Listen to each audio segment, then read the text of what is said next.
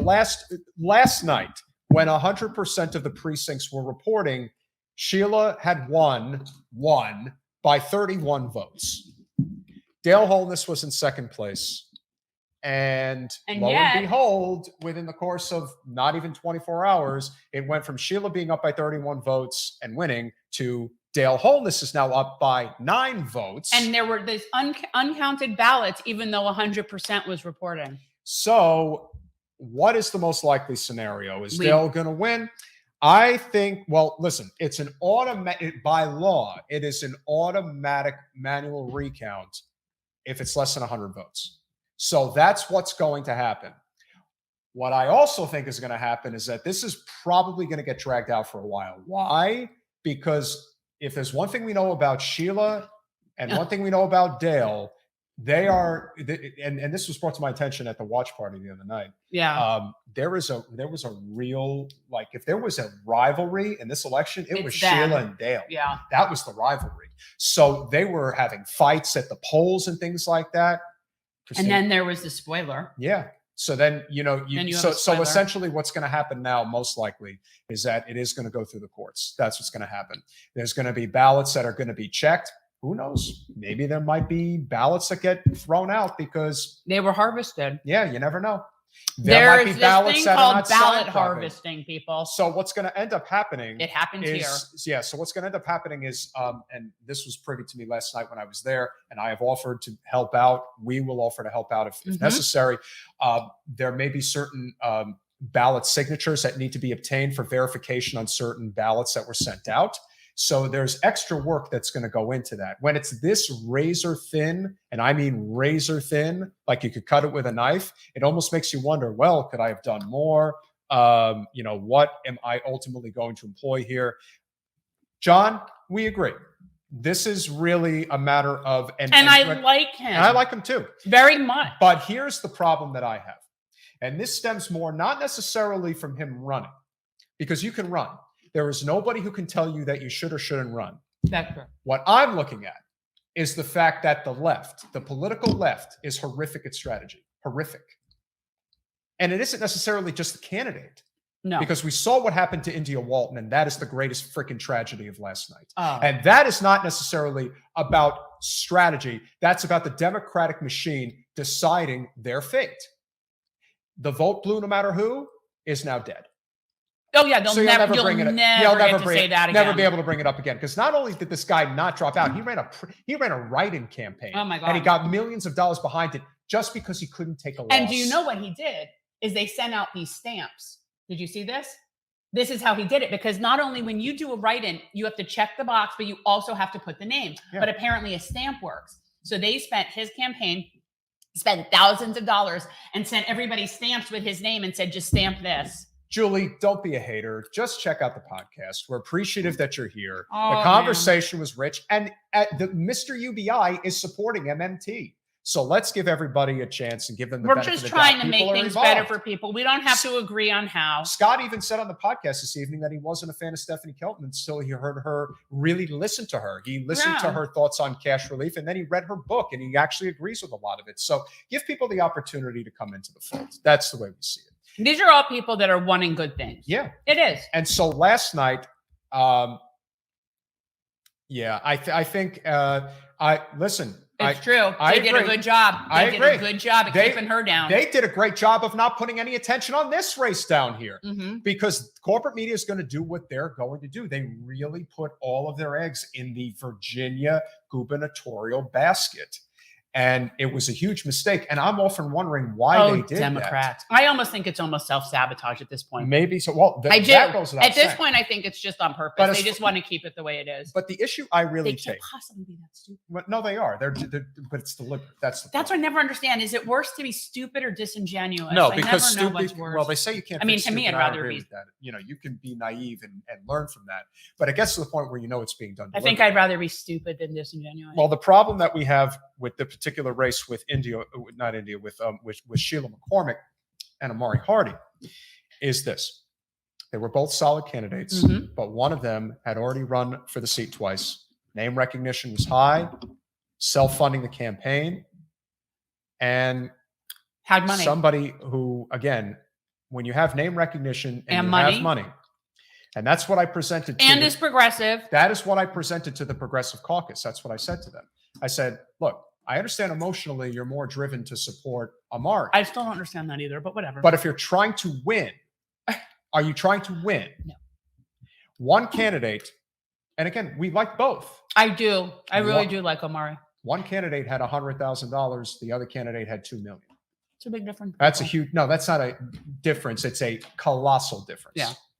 And if you want to compete and you want to win, you have to break through not just the fact that you need to have the ads out there. You have to break through the fact that Broward County is one of the most entrenched, corrupt, counties. We'd be filthy. Political power brokering counties in the country. Look at ballot harvesting. We had people who came down for races in 2020 when it wasn't just Jen running, it was the supervisor of elections, it was the sheriff's race, it was the state attorney's race. It was ugly. And we had people coming into our county from all over the country who were saying, oh, you Broward people, you guys, whew, I thought let me tell you, I've been all over the country. You guys are something like something election different. people and consultants and people that do travel different elections that are here. They're always like, oh, Broward. So if a guy's able to say, I've been to Texas, California, New York, you guys in Florida, oh boy, you guys are bad. Not just Florida, Broward. It's like, oh, you guys are bad.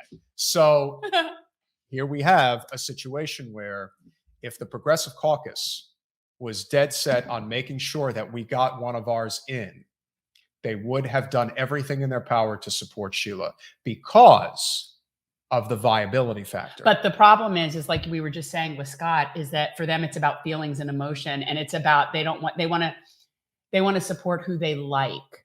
And I appreciate that. I appreciate that. But if there's two people that are standing for the same policy and one has the better chance of getting in, it really shouldn't be who you like. And the other thing that people need to, the other thing that people need to realize is that you have to, and this is again, much worse on the left than on the right, but people take everything very personally. And they would think that, oh, well, you don't like that guy. Well, I don't like you anymore. It's like, no, it's not like that. Can't. You're either trying to get things done or you're just continuing to circle the drain. We have some good things coming up. We do. So I don't want to stay on the hamster wheel. I want to get off it and I want to get things done. I hope Sheila pulls it out. I still think she's got a shot. I think that there is going to be a really drawn out it's going to take a while. There's going to be a process, but I also would like to say wholeheartedly, screw you to Byron Brown and everybody in the Buffalo Democratic Party. And it's not just them. It's also Governor Hochul. It's also the New York State Democratic Party. You people do not and cannot claim that you care about living in an actual democracy. And let's be honest. Let's be really honest. Do you honestly think that Mr. New York City himself, Chuck Schumer, endorsing India Walton with about a week to go in the election was going to make or break whether or not she won? Were they actually putting money into the race? No. Were they trying to make sure? Do you think they wanted her to win? Oh my God. People they are so happy now. As soon as Byron Brown decided that he was going to do what he was going to do, the Democratic Party had to universally say, no, she won the primary and we're moving on. But the Democrats are not very democratic. They're not here either, so no surprise. County commissioner, a person that we are, listen, we're cordial with him, Steve Geller. We don't agree with him a lot politically, and he doesn't like progressives, but you know what? I was in the room with him the night that Andrew Gillum won the primary. He was a huge supporter of Gwen Graham, not surprising. No. But he, to a man, said to everybody in that room, all right, we're getting behind Andrew. And that's it. And that was it. That was it. It was over in that moment. Every once in a while, we could give props to Geller. That's right. I mean, look, I'm not a huge fan, but every once in a while, we'll give him another prop. And he is good to the unions. He is good to the unions. The unions like him. He is. He's good. He's good. And they even say, "Oh, he shows up. He puts in the work," and I respect the hell out of him for doing that. So when you have a situation, get this in writing. We were just sitting here publicly saying really positive things about Commissioner Geller, hey, Geller, or anybody really like in local politics. We are never going to ask Steve Geller for an endorsement because we know how close he is with Debbie. So that is not happening. But you give credit where credit's due. But his wife kind of likes me. She's a doll. And so if there really was this consensus of, well, look, India's the Democratic nominee and we need to get behind her, then it would have happened immediately. It wasn't just, I'm going to run as a write-in. He was trying to sabotage the circumstance from the beginning. Well, think about what would have happened if people got behind Nina Turner in the way that they claim to be for the same policies. Correct. If they actually did that. Speaking of Nina. You know who would get behind Nina? Andrew Yang. Oh, yeah, for sure. And they would put boots on the ground. Oh, for sure. They would do that type of thing. They wouldn't question whether or not to do that. And I'm going to listen. And they wouldn't sit there with a purity test on every little single thing. That's the beauty of Yang. And listen, Nick Brana, I'm going to call you out because listen, I understand that you guys with the People Party endorsed Nina, but you didn't put any effort in. You didn't. And if you did, we would have seen tons of people on the ground in Cleveland. And if this announcement comes, how do we know? Because we were in Cleveland. We were, and we didn't see you guys there. But I will say that there is another opportunity, as that was a special election, and the election for that seat, which is Ohio's 10th or 11th. Ohio's 11th district, I'm pretty sure. Okay. Now you're going to make me look this up. I know, I'm sorry. But is up for election in May. The primary is in May.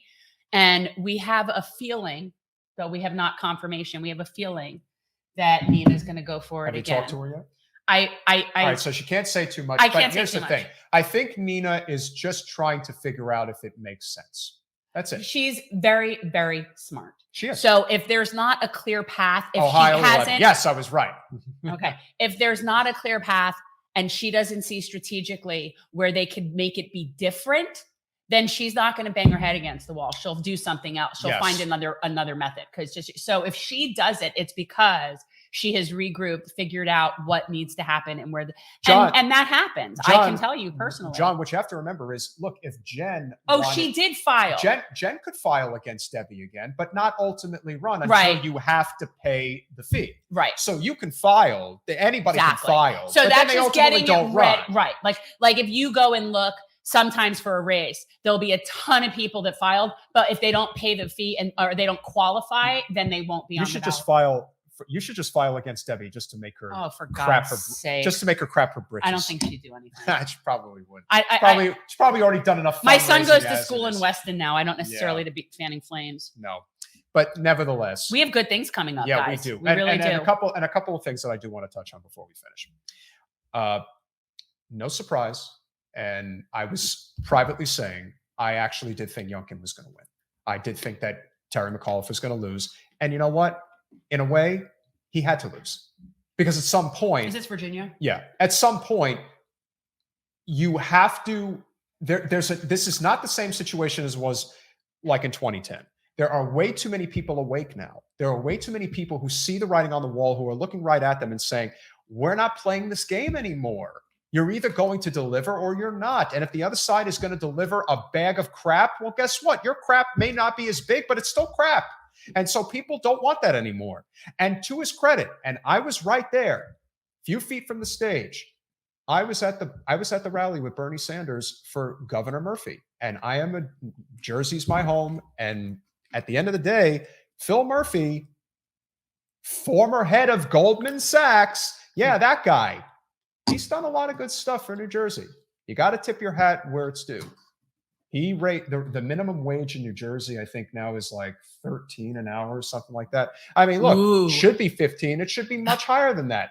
But the reality is he's at least moving the needle in the right direction. He legalized cannabis. He has a real robust plan for the environment that they've really been doing a great job on.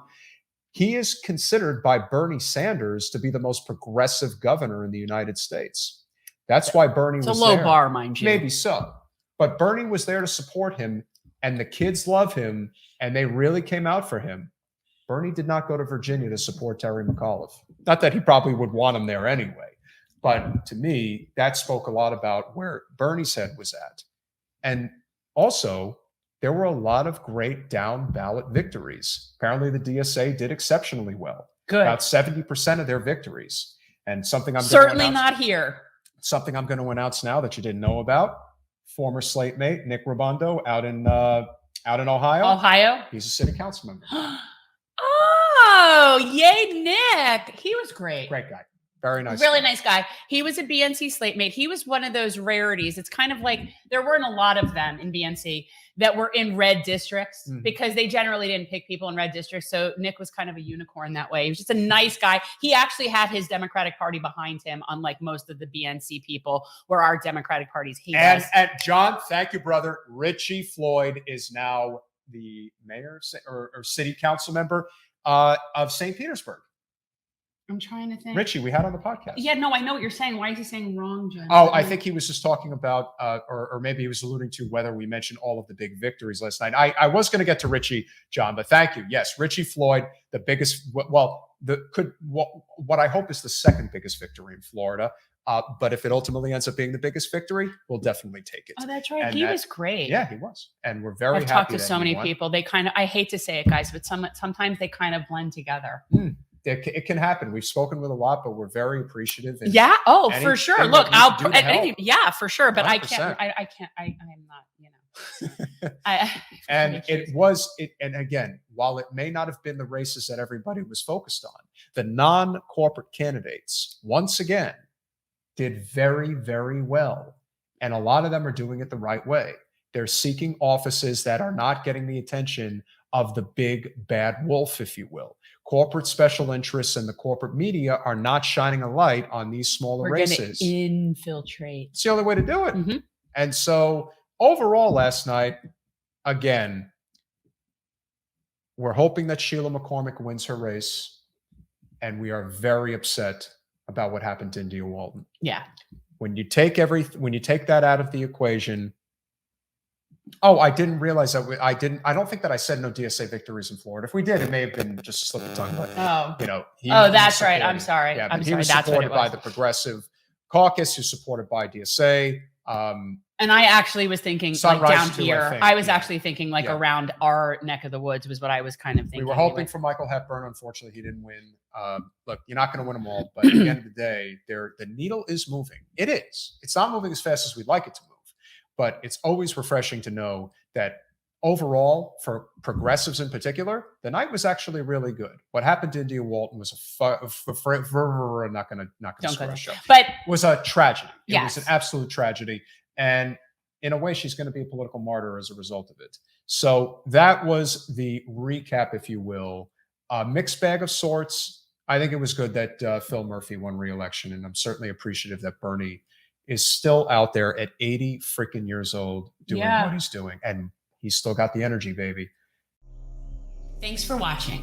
If you want to support our mission to transform politics into service, please like this video, subscribe, follow us on social media, and consider joining our Patreon, where you'll get early access to our interviews as well as other exclusive content. Links are in the description. Peace out.